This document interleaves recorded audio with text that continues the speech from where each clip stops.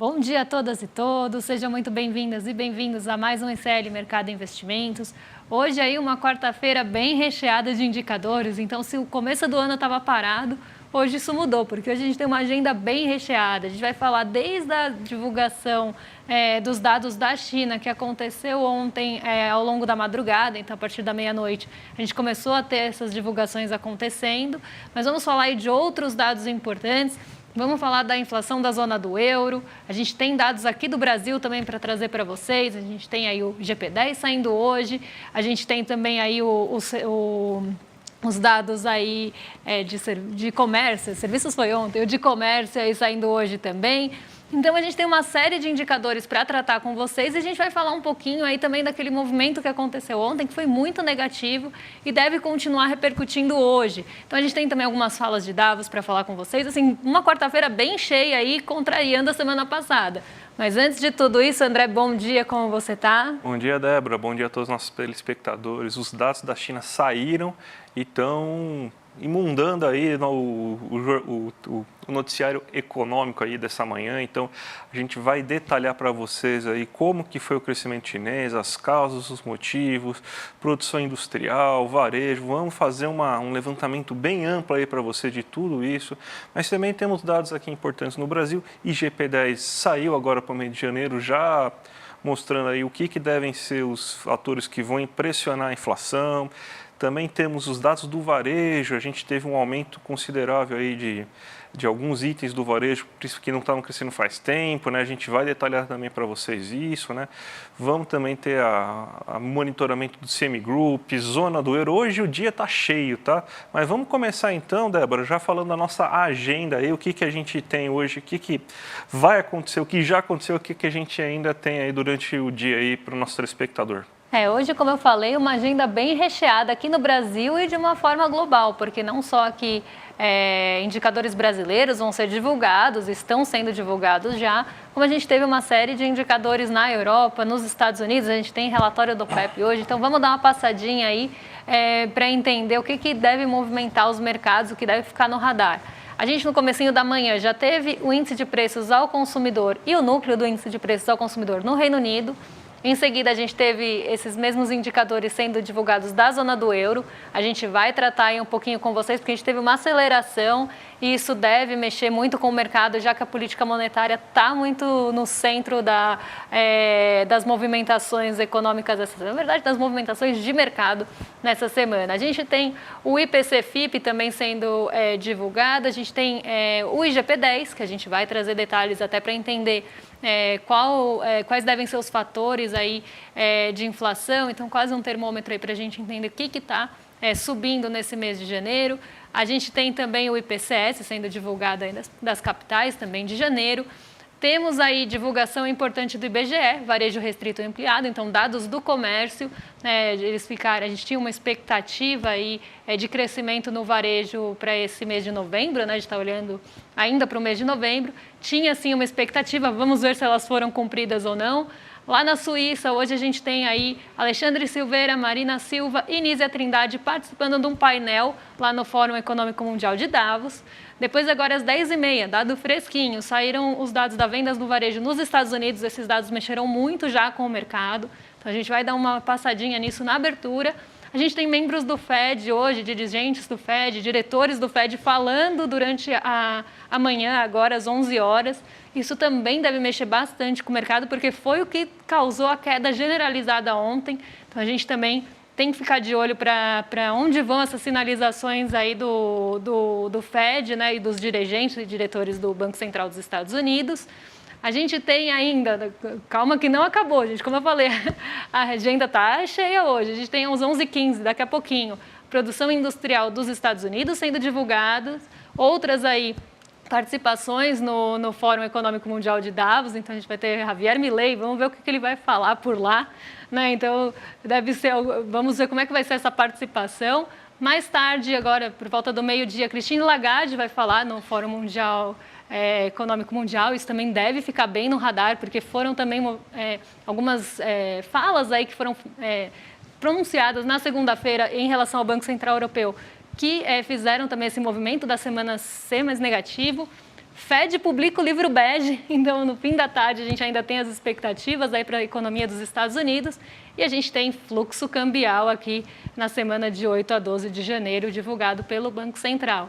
E aí a gente tem aqueles eventos que acontecem ao longo do dia. Então a gente ainda tem o John Williams falando hoje e eventos que acontecem ao longo do dia. Então a gente tem a OPEP publicando o relatório mensal, né, que vai trazer ali demanda, projeção para demanda, como é que está aí a produção de petróleo.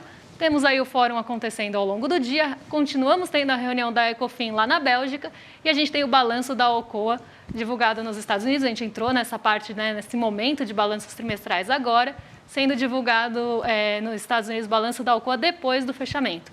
Então, esses são aí os principais indicadores para hoje. Não são poucos, né, André? Nossa, coisa pra caramba que vai sair no dia de hoje, que já saiu no dia de hoje.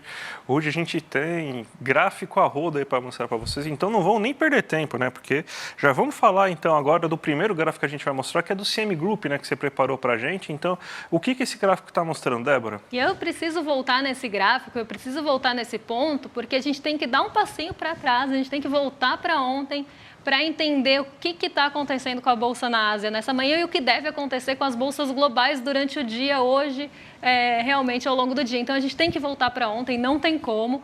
Então, eu vou falar desse gráfico para vocês e por que eu trouxe o monitoramento do CM Group e por que eu estou voltando, né, nesse ponto. Desde segunda-feira, a gente está tendo aí alguns pronunciamentos ali e acolá de dirigentes, tanto do Banco Central Europeu como do Fed, né, do Banco Central dos Estados Unidos. A gente teve dirigentes falando no Fórum Econômico Mundial de Davos na segunda-feira, dirigentes do Banco Central Europeu, e ontem a gente teve o Christopher Waller, que é diretor do Banco Central dos Estados Unidos, também falando em relação à política monetária. Então, a política monetária essa semana, ela está muito no centro aí das movimentações de mercado. Por quê?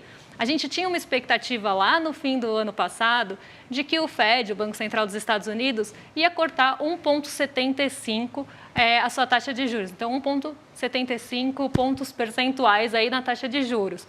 Mas a gente viu ontem no discurso do Christopher Waller que ele sinalizou para outro corte.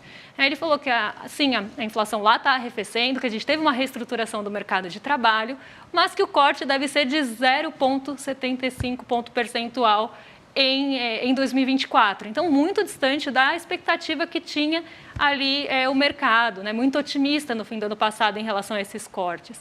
E aí, esses cortes aí seriam aí de 0,25 ao longo do ano. E aí a gente teve essa mudança brusca no monitoramento do CM Group. Só para quem está chegando aqui pela primeira vez, está vendo esse gráfico pela primeira vez, é um gráfico que a gente traz bastante. Ele é medido lá pela Bolsa de Chicago e a gente tem as probabilidades de corte de juros. Então, qual deve ser o patamar de juros naquela reunião do FONC, né, que é o Comitê de Mercado Aberto dos Estados Unidos. Então, na reunião de 20 de março, que era quando passava ali a se esperar os cortes, quando a gente começava a iniciar o corte. Então, para vocês entenderem, a taxa hoje nos Estados Unidos está em 5,25 a 5,5. Essa é a taxa-alvo no momento. Tá? Então, qual que é a probabilidade aí, segundo o CM Group? 1,6% de probabilidade é que caia para 4,75 a 5. Tá? Então, é uma probabilidade bem pequena, mas ela aparece no monitoramento. 59,5% é a probabilidade que, em março, a taxa de juros dos Estados Unidos vá para 5 a 5,25. Então, que tem ali um corte. E a gente tem a taxa atual, que seria a manutenção dos juros, de 39% de probabilidade. Mas qual que é o problema aqui? No fim do ano passado, esse monitoramento apontava para 70% de probabilidade de corte já em março. E a gente viu que ao longo dessa semana, conforme a gente teve divulgações importantes e de dirigentes do Banco Central falando, essa taxa de juros essa probabilidade começou a cair. Então, talvez indicando que não seja em março que a gente comece a ter os cortes, pode ser posteriormente, ainda majoritária, mas saiu de 70% para 59% de probabilidade. Isso trouxe ali um mal-estar geral ontem em todas as bolsas, né? Foi realmente geral, porque aqui no nosso Ibovespa a gente teve uma ação que ficou positiva, as outras 87 caíram.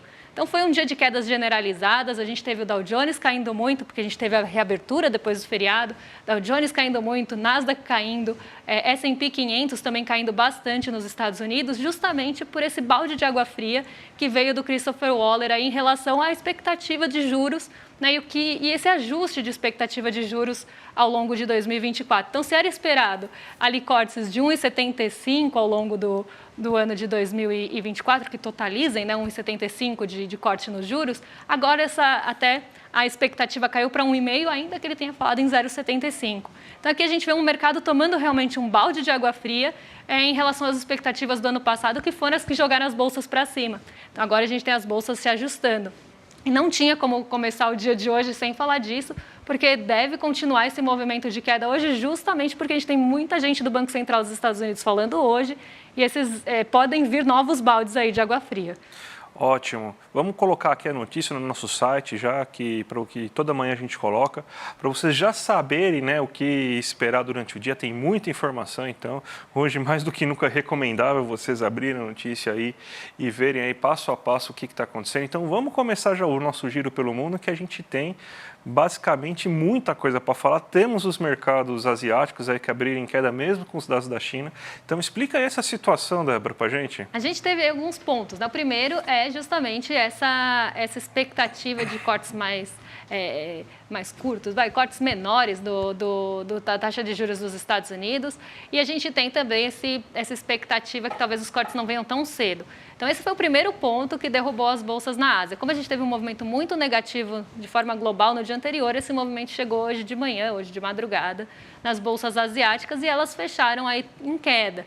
A gente tem ainda um ponto adicional, né, que foram, na verdade, pontos, né, que foram aí os dados divulgados da China, porque alguns surpreenderam positivamente e outros não. Então, se a gente fosse pautar dois motivos aí que devem movimentar muito o nosso mercado hoje, e não só o nosso mercado brasileiro, mas o mercado de uma forma geral, são esses pontos: expectativa de juros para os Estados Unidos e dados divulgados lá na China. E por que eu estou falando isso? O Hang Seng, eu vou colocar aí na tela para vocês. O Hang Seng, ele caiu hoje 3,71%. É o segundo dia que ele tem uma intensa queda e que ele lidera as perdas lá no continente asiático. E o que aconteceu com o Hang Seng para ele cair tanto? Primeiro, a gente teve na segunda-feira aquela divulgação dos dados de vendas de imóveis em 2023 que decepcionaram. E o Hang Seng, ele tem também os varejistas da China sendo negociados na Bolsa de Hong Kong. Então, a gente tem, por exemplo, aqueles grandes varejistas do e-commerce sendo negociados no Hang Seng. E a gente vai falar daqui a pouquinho disso, dados um pouco decepcionantes do varejo. Embora a gente tenha tido um crescimento interessante, a gente teve ali, inclusive, outros dados importantes ali, como a produção industrial, que surpreendeu, mas o varejo não. Então, isso fez com que o Hang Seng aí aprofundasse as perdas, caiu quase 4% hoje, justamente puxados aí por esses dados que a gente vai falar daqui a pouquinho. Então, hora de falar da China, né? Então, vamos lá, que é a estrela do dia, com certeza, né? PIB da China cresceu 5,2%, dentro do que o governo esperava, falava-se muito no crescimento de 5%, o mercado previa 5,3%, então, uma leve decepção no máximo, a gente pode falar isso, né? Mas está muito dentro do esperado, mas nem tudo aí foram as mil maravilhas, né? Porque alguns dados preocupantes como de varejo apareceram, né? Então, vamos começar a destrinchar os dados da China? Vamos lá, primeiro gráfico aí, Débora, para a gente já colocar aí. Vou começar pelo desemprego, porque o desemprego eu vou falar rapidinho, né? Porque ele saiu junto, então eu acho que a gente tem que falar. Né? Ele ficou um pouquinho acima da projeção e do mês anterior, cresceu para 5,1%. Isso pode trazer ali algum aprofundamento das preocupações em relação a ritmo de atividade, mas ainda ali muito também perto do esperado e não muito diferente dos outros meses, porque o desemprego da China está praticamente estável aí em 5% há algum tempo. Em seguida, a gente tem os dados aí que foram divulgados toda numa esteira aí de produção industrial, ativos fixos e também aí o varejo. Então, vamos colocar aí na tela para o pessoal de casa acompanhar com a gente, porque é bastante coisa. Então, investimentos em ativos fixos, a gente até falou disso no mês passado. Ele surpreendeu, então a China está ali tendo um investimento, ativos fixos, acaba trazendo um radar ali e um termômetro de investimentos mesmo em capacidade produtiva, investimento de fato, não aquele financeiro. Então, a gente teve não só uma surpresa, né, porque o mercado esperava 2,9, como também ficou melhor aí na variação anual em relação ao mês passado. Mês passado, novembro contra novembro, tinha ficado em 2,9 e agora, em dezembro contra dezembro de 22, a gente tem aí 3%. Então, sim, e ainda acima da projeção, os ativos fixos surpreenderam positivamente. A produção industrial também surpreendeu positivamente. Então, a gente teve aumento na produção industrial na base de comparação anual, 6,8% contra 6,6% de expectativa, que era justamente a mesma do ano passado, do mês passado. Então, se esperava que fosse ter a mesma variação anual do que a gente tinha tido no mês passado. Então, a gente tem também essa produção industrial aí acelerando um pouco, e a gente vai ver um pouco melhor no próximo gráfico. E aí, quem decepcionou realmente foi a vendas ao varejo, aí, que ficou em 7,4%, a projeção era de 8%, e na comparação aí do mês anterior, novembro contra novembro, ficou em 10,1%, agora dezembro contra dezembro, 7,4%. Então, aqui quase uma diminuição mesmo no mês de dezembro de vendas no varejo. Isso trouxe aí um alerta para o mercado, e foi por isso, como eu falei, que o Hang Seng caiu bastante. Ele já vinha bem fragilizado, então isso foi só mais um motivo para ele cair. Então, dados aí que foram mistos, né? Surpreenderam em certas partes, mas não surpreenderam de uma forma total. E a gente sabe o peso que a gente tem em relação à China. Às vezes a gente fala, mas é 0,1% ali de decepção. Mas num caso de China, isso acaba tomando uma grande proporção, justamente porque a gente tem um peso muito grande, principalmente crescimento, produção industrial chinesa, porque é um motor de todos os outros países. Então, sempre se espera bastante da China, e qualquer decepção também toma uma proporção maior. No próximo gráfico, a gente tem ali o acumulado no ano até novembro.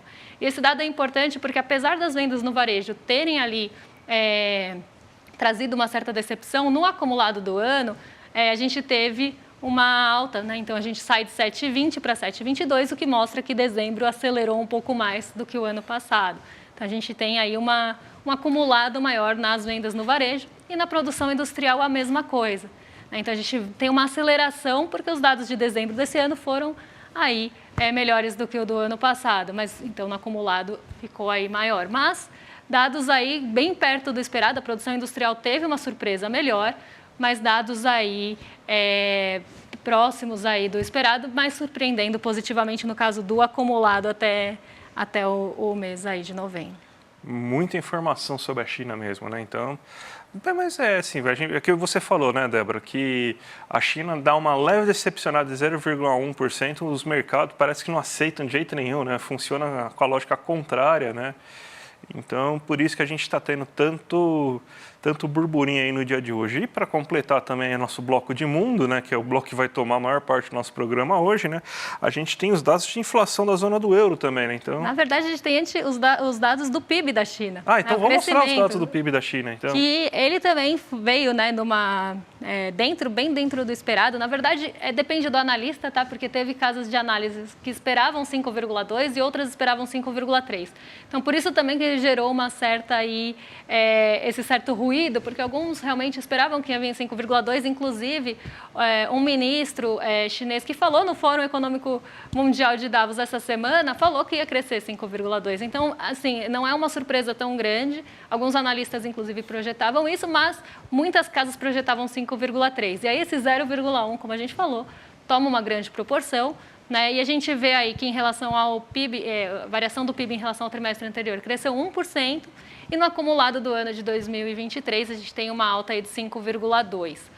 Então, aqui ficou, os dois dados até ficaram iguais, né? Mas a gente tem aí no trimestre passado uma surpresa positiva em relação ao PIB chinês, e nesse trimestre aí, em relação à comparação anual, tá? Então, a gente está olhando trimestre contra trimestre, um crescimento, sim, mas um crescimento um pouquinho menor do que esperava, e é isso que também deve aí tomar realmente grandes proporções, ficar no centro do ritmo do mercado hoje, e deve trazer aí bastante movimentação ainda. Então, agora sim, vamos falar do CPI, da inflação na zona do euro, aí, os gráficos que estão aqui para a gente observar, né? Então, pode colocar os gráficos. Você tem, então, uma inflação de 2,9% aí, lembrando que isso aí é anualizado, ou seja, nos últimos 12 meses. Então, a inflação de 2023 fechou em 2,9% dentro da projeção, né? Isso daí, teve alguma mudança aí que aconteceu nos mercados por causa dessa movimentação? Na verdade, o que a gente tem aí de preocupante, que também pode ainda, porque como eu falei, a política monetária, ela está bem aí presente, deve ficar muito no radar, deve ser o foco dessa semana. Então, qualquer dado que mexa com expectativa em relação a juros, seja da zona do euro, dos Estados Unidos, a gente vai ter também uma magnitude maior. Então, se a gente tem qualquer aceleração, a gente pode ter ali dirigentes do Banco Central Europeu, aqui nesse caso, ou da própria Christine Lagarde, falando aí em relação a cortes nos juros não virem tão cedo, e isso pode mexer com a expectativa dos juros de uma forma geral, porque na segunda-feira, quando o diretor do Banco Central Europeu falou que talvez não venha tão cedo os cortes, que talvez eles venham aí não só posteriormente, mas num ritmo menor, isso mexeu com as expectativas de juros dos Estados Unidos, que consequentemente impactou aqui na segunda e na terça, a nossa expectativa de juros, os DIs futuros subiram todos. Então, a gente tem que ficar atento a esse tipo de movimentação, porque é esse tipo de resultado que a gente tem. E aí, quando a gente vai até para um outro gráfico que dá para a gente entender melhor como foi essa movimentação e da onde vem essa aceleração, a gente vê aí por que isso deve trazer um pouquinho de preocupação no mercado, principalmente em relação a essas falas de dirigentes. A projeção era de 0,20, ficou dentro da projeção, inclusive na variação anual também ficou dentro da projeção, mas a gente tem uma aceleração porque o anterior a gente vinha de uma deflação aí de 0,60. O acumulado em 12 meses ficou abaixo da projeção, mas também mostra aceleração, porque a gente sai de 2,21 e vai para 2,83, mostrando que esse mês de dezembro teve aí uma variação maior do que o do ano passado, ali no acumulado até o mês passado. No núcleo do CPI mensal, aqui a gente está falando daqueles preços, né, naquela medição que tira os preços voláteis, então a gente exclui energia e alimentos, em alguns casos da Europa também tabaco, mas a gente tem aqui projeção de 0,40 e a gente teve uma alta de 0,50, de 0,5%, saindo também de uma deflação. Então aqui a gente tem um ponto também que deve chamar atenção, mas no anual a gente sai de 3,60 para 3,40, então sim uma redução, né, comparando ano contra ano. E aí a projeção era de 3,40 dentro do esperado. Então o que deve trazer alguma pulguinha atrás da orelha do mercado é justamente essa aceleração de novembro para dezembro, né? Então isso pode realmente mexer com alguma expectativa e também no acumulado, mas, no geral, os dados vieram bem dentro do esperado. O problema é justamente esse foco da política monetária que está nessa semana, que pode trazer esse viés mais negativo aí para as bolsas. Vamos falar finalmente do Brasil agora, Débora, que saiu a pesquisa do comércio, né? O crescimento, no geral, foi um crescimento bem modesto, né? Ele cresceu só 0,1%. Mas o mais interessante que a gente pode fazer é olhar os retores aí de forma desagregada, que é justamente a gente vai colocar aqui no gráfico agora para vocês.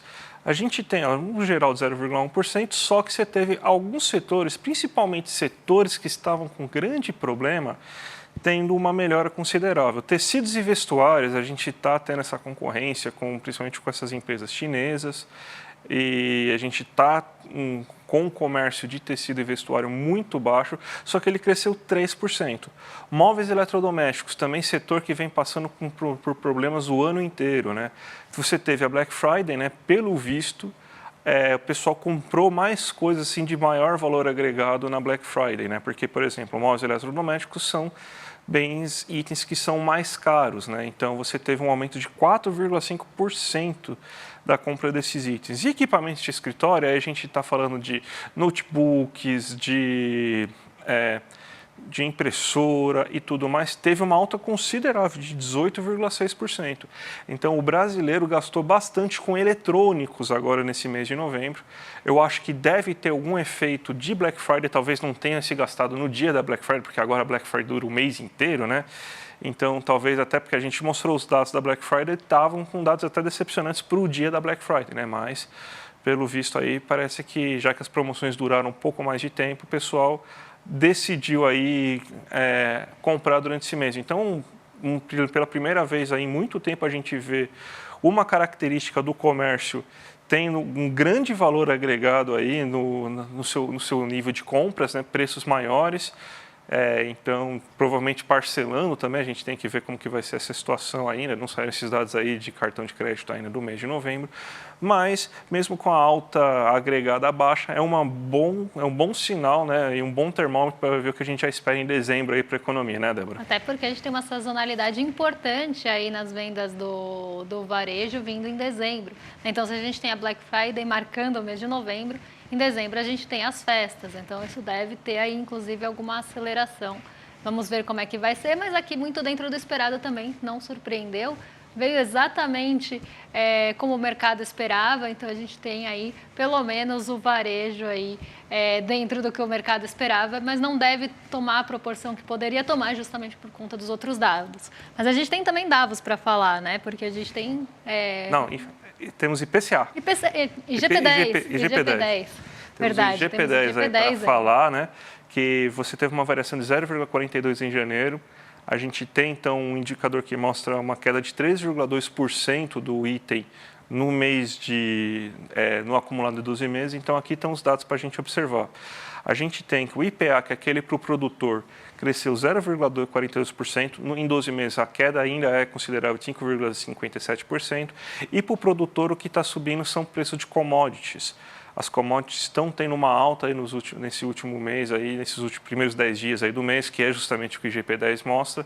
Então, você tem minério de ferro, grãos produzidos aqui dentro do Brasil. Então, esses itens eles estão encarecendo e encareceram bastante o preço ao produtor. 0,46 de alta para o IPC-10. De novo, o preço de alimentos sendo o principal vilão e o que arrefeceu um pouco o IPC-10 foram combustíveis. No acumulado em 12 meses, a gente está em 3,42.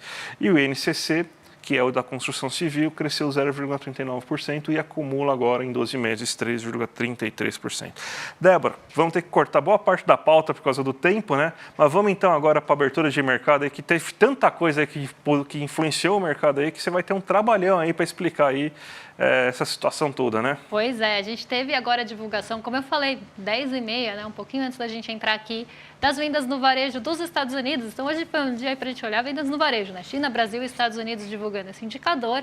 E por lá a gente também teve uma surpresa, né? Ficou acima do esperado. Só que para Estados Unidos, a gente espera, né, que, na verdade, não se queria, né, uma vendas no varejo acima do esperado. Justamente porque eles estão tentando diminuir em alguns pontos a atividade econômica. E isso traz, mais uma vez, um reforço de expectativa em relação às expectativas de juros. Então, pode ser, né, que a gente tenha ali as treasuries subindo hoje de novo. Então, treasuries, né, os rendimentos dos títulos de dívidas dos Estados Unidos subindo hoje, diminuindo o apetite pelo risco como ontem. E isso a gente vê aí na abertura, né? O Ibovespa, ele inclusive abriu um pouco com uma queda um pouco mais branda, aprofundou as perdas aí ao longo da manhã, principalmente depois da abertura em Nova York. Nova York, aí a gente tem o S&P 500, que é o primeiro que aparece sempre para a gente, por conta do horário de verão. A gente tem caindo aí 0,80. Agora, daqui a pouco deve aparecer aí os dados da Nasdaq. Mas a gente tem aí quase caindo 0,80, o S&P 500, um dia bastante ruim lá nos Estados Unidos, justamente porque a gente tem essa alta no rendimento das treasuries, que deve diminuir o apetite pelo risco, deve, inclusive, mexer com aquela expectativa de corte de juros. Isso deve jogar as bolsas globais para baixo hoje. Xangai Composto caiu menos do que o Hang Seng, mas caiu bastante também, caiu 2,11% hoje, justamente por esse sentimento misto em relação aos dados divulgados lá na China. O Nikkei 225, segundo dia de queda, muito aí mais pelo ajuste que ele está sofrendo depois de bater recorde todos os dias do que qualquer outro movimento, mas tem também o movimento dos Estados Unidos. A gente sabe o quanto a bolsa japonesa é sensível a movimentos, principalmente em expectativas de juros nos Estados Unidos, então isso também ajudou o Nikkei a cair. E a gente tem o dólar e o DXY valorizando, justamente, né, porque a gente tem o dólar, na verdade, valorizando frente ao real, subindo 0,29 a 4,94, por conta dessa quebra de expectativa de corte de juros. Então, a partir do momento que talvez a gente tenha um corte menor nos juros e a gente tenha ali os juros esse corte vindo mais tarde, a gente tem essa tendência do dólar a se valorizar, justamente porque o recurso vai fluir para as treasuries, vai fluir para os títulos de dívida dos Estados Unidos, e é por isso que a gente fala que o apetite pelo risco fica enxuto. DXY também no mesmo movimento, dólares fortalecendo frente aos pares, e a gente tem aí o petróleo Brent, que deve ficar muito sensível hoje, porque além de tudo a gente tem relatório do OPEP sendo divulgado, além de todas as confusões lá no Mar Vermelho, então a gente tem aí o barril de petróleo caindo hoje, 1,16 aí para 1,45 agora para ser mais exato, o que também contribui com a nossa bolsa aí em queda. Nossa, hoje foi o dia pesado e muita coisa. Sabe o que é bom quando acontece isso? Porque a gente tem aí que a gente gostaria de ter um grande conhecimento financeiro, saber, né, como que funcionam os mercados e tudo mais. A gente vai ensinar isso, né, Débora? Dia 28. Dia 28, aí o mapa da mina, né, para vocês verem, assim, dias como hoje são muito importantes aí a gente ter pelo menos o mínimo de conhecimento financeiro, principalmente vocês que têm aí alguma aplicação, algum rendimento aí na renda variável, renda fixa. E no mapa da mina a gente vai mostrar para vocês o caminho, né? A gente vai fazer as nossas previsões, nossas análises. O Eduardo Moreira que vai apresentar tudo. A gente está mais ajudando, o Eduardo que faz realmente as análises. Então, a gente vai mostrar tudo isso para vocês, o que esperar para 2024 e o que foi o ano de 2023. E ele acertou quase tudo, acertou tudo na verdade, né? Acertou tudo, né? Ano passado, né, Débora? Então é importante aí que vocês se inscrevam, não dá para perder, principalmente quem quer saber aí para onde vai os investimentos, onde deve ir, para onde também ter esse radar, mapa da mina aí, para vocês acompanharem. E agora vocês ficam com o rolê em nossa defesa. Estamos entregando no tempo certo hoje, rolezeiros, não fiquem bravos com a gente, porque eu vi que já tem um povo aí bravo com a gente, mas ontem não foi nossa culpa e o rolê hoje vai no horário. Então, gente, até amanhã. Fiquem com o William De Luca no Rolê ICL. E amanhã, gente, tem novidades aqui no mercado de investimentos, tá? Porque amanhã vai ter a primeira entrevista aí ao vivo, né? O convidado surpresa, a gente vai falar amanhã durante a programação quem vai ser o convidado, mas amanhã a gente vai ter uma entrevista ao vivo aí com um grande nome na economia brasileira. Garanto para vocês que vocês vão ficar felizes para a gente bater um papo aí sobre a situação no Brasil, que vai sair dados de IBCBR, então vamos ver como que está o Brasil, expectativas para esse final de ano e para o ano de 2024, tá certo, Débora? Agora vocês ficam com o William De Luca. Gente, então, até amanhã. Até amanhã, gente. Tchau, tchau.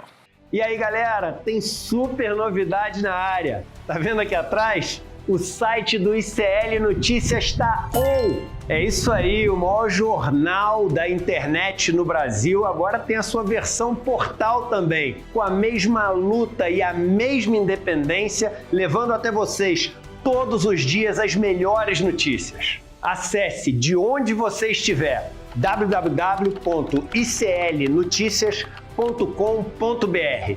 A gente chegou para fazer jornalismo de verdade, sem rabo preso com ninguém. Nosso compromisso com a verdade e com a mudança. Eu quero dar para vocês da nossa comunidade uma missão, um pedido de ajuda. Pega esse link e envia para todos os seus contatos do Telegram, do WhatsApp. A gente precisa fazer essa novidade chegar para todo mundo. Onde tiver notícia, o portal ICL Notícias vai estar lá, com independência e seriedade. Clica lá e mande para os seus amigos. Vambora! A revolução está só começando.